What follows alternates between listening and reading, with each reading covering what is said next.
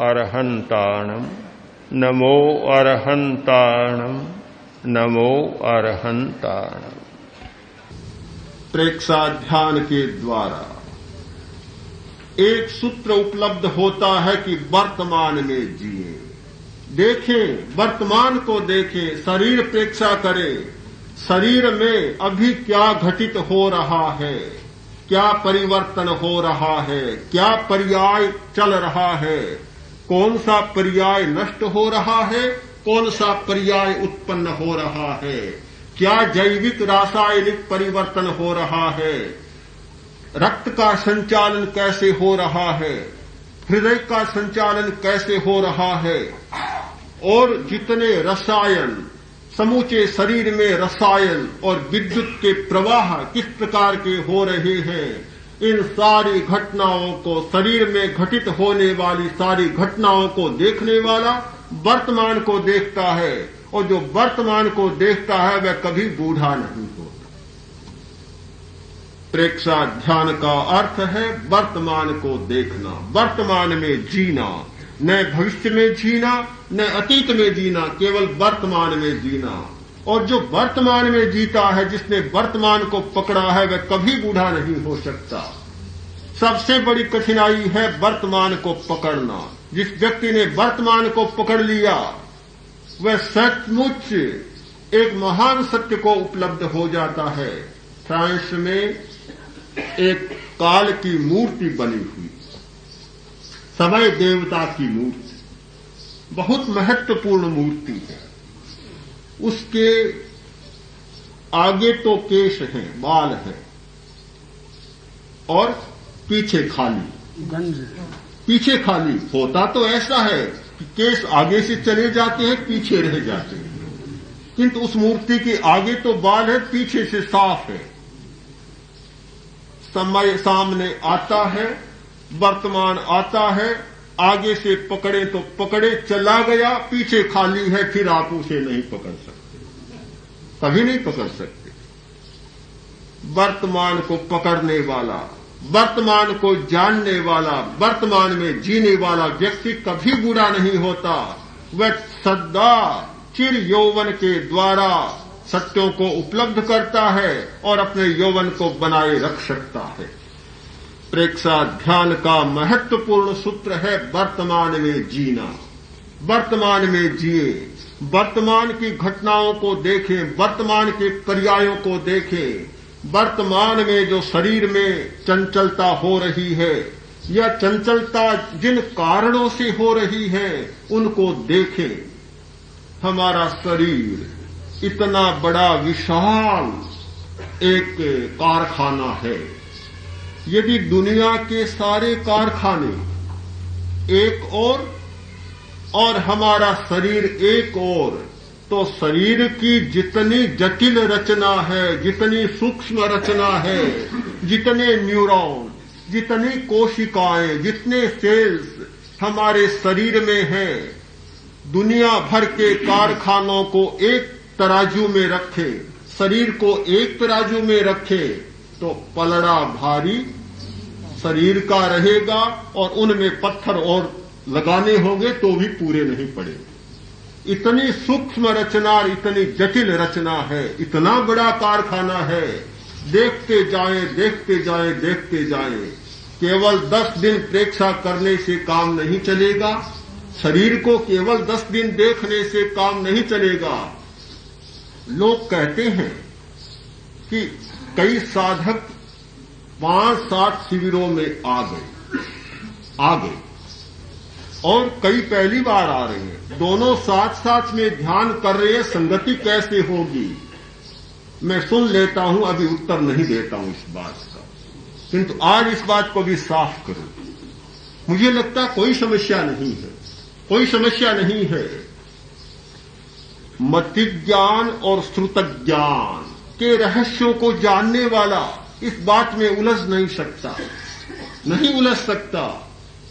अनंत गुना तारतम्य होता है, अनंत गुना तारतम्य, इतना बड़ा तारतम्य पटुता का, पाटवम, पाटव और अपाटव, पटुता और अपटुता, कुशलता और अकुशलता, इतनी सूक्ष्मता बढ़ती जाती है। एक व्यक्ति आज जो प्रेक्षा का अभ्यास शुरू करता है वह बहुत स्थूल पर्यायों को पकड़ पाता है।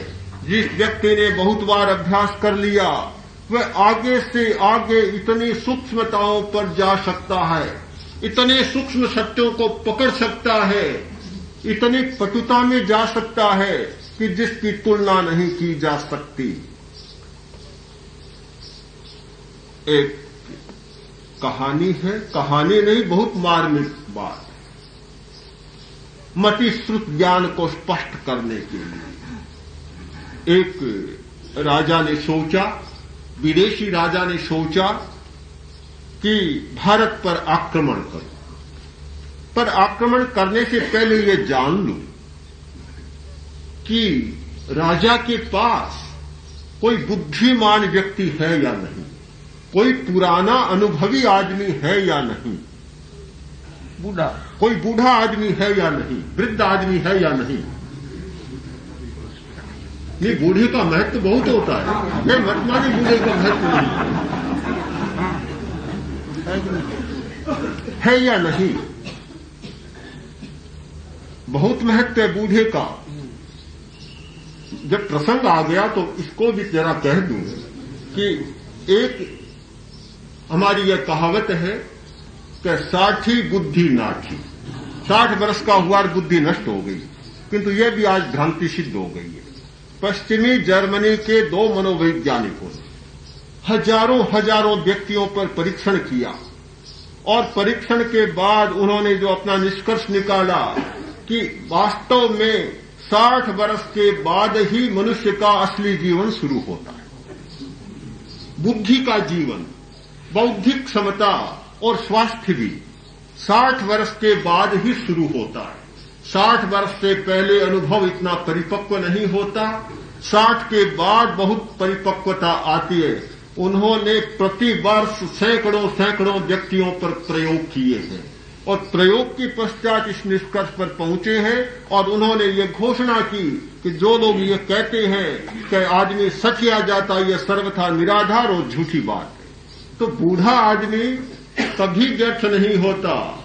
अनुभव की दृष्टि से, बौद्धिक परिपक्वता की दृष्टि से बूढ़े का बहुत महत्व होता है और इसलिए जहां भी यह प्रसंग आता है बूढ़ा आदमी खोजा जाता है, न केवल मनुष्यों में किंतु पशुओं में, पक्षियों में भी। बूढ़े बानर की बात सुनते हैं, बूढ़े हंस की बात सुनते हैं, बूढ़े आदमी की बात सुनते हैं। तो सोचा ऐसा है या नहीं।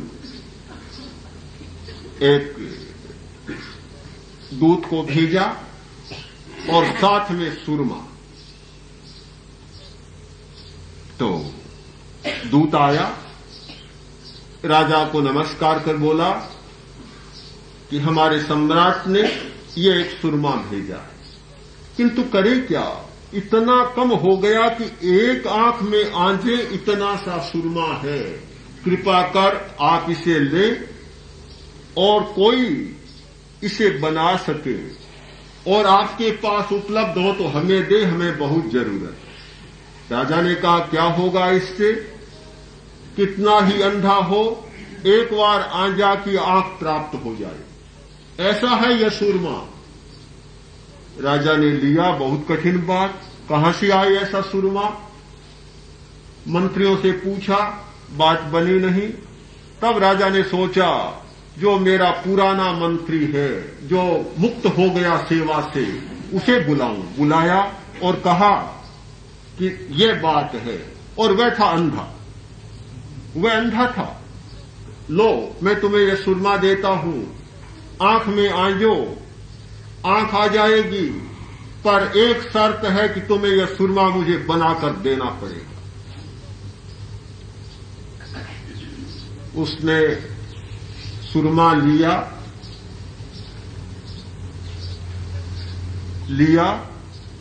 आंजा,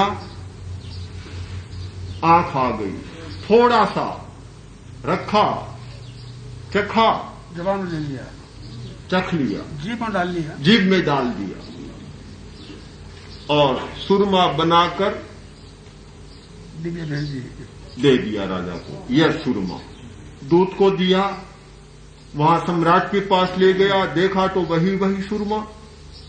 तब सोचा कि मुझे आक्रमण नहीं करना चाहिए। जिस व्यक्ति के पास इतना कुशल मंत्री होता है, इतना बुद्धिमान होता है, उस पर आक्रमण करना मूर्खता होगी, और यह मूर्खता मुझे कभी नहीं करनी चाहिए। तो क्या मैं मानूं कि आज पहले दिन शिविर में कोई व्यक्ति पहली बार आया और उसे सुरमा दे दिया जाए, कहा जाए कि सुरमा बना दो, तो बना देंगे भी? कभी नहीं बना पाएंगे।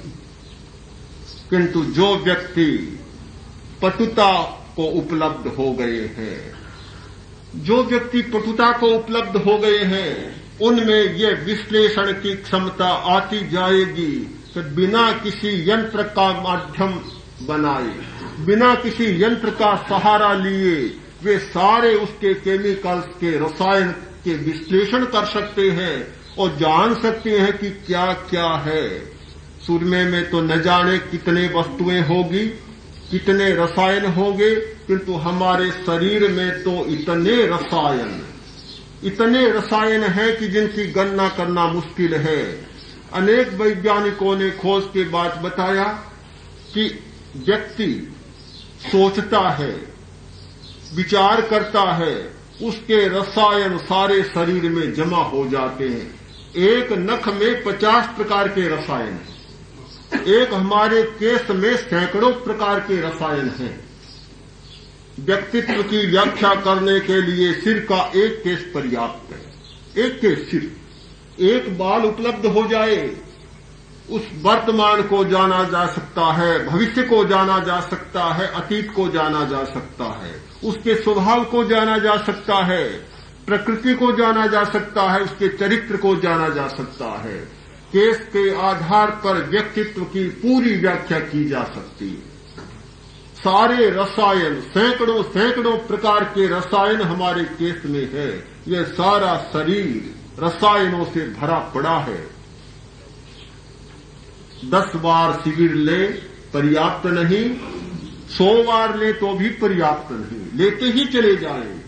ये देखते जाएं कि सूक्ष्मता कितनी बढ़ रही है, पटुता कितनी बढ़ रही है, और सूक्ष्म पर्यायों को, सूक्ष्म सत्यों को पकड़ने की क्षमता कितनी विकसित हो रही है।